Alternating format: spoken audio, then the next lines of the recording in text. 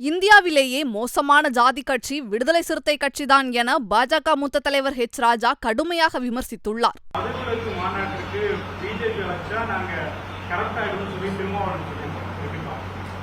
Corrupt ஆயிடும் எனக்கு அர்த்தம் புரியல.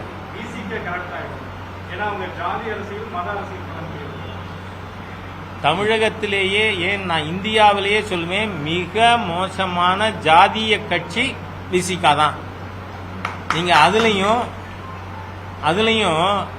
நீங்க அவர் தலித் மக்கள் எல்லாருக்கும் பட்டியல் சமுதாய மக்கள் எல்லாருக்கும் தலைவரா?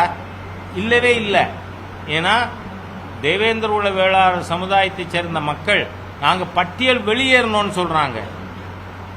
அவர்கள் திருமாவளவனுடைய எந்த கொள்கையும் ஏற்கல. சரி,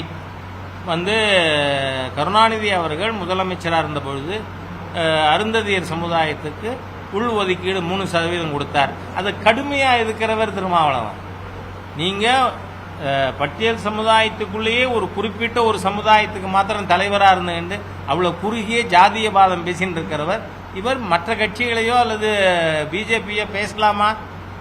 பிஜேபி நேஷனல் பார்ட்டிங்கிறது இன்னைக்கு இல்ல, 51 ஜனசங்க ஆரம்பிச்ச பொழுதே பாரதிய ஜனசங்கத்தில் எல்லா மத மக்களுக்கும் இடம் உண்டு அப்படின்னு எங்க விதிமுறையிலே இருக்கு.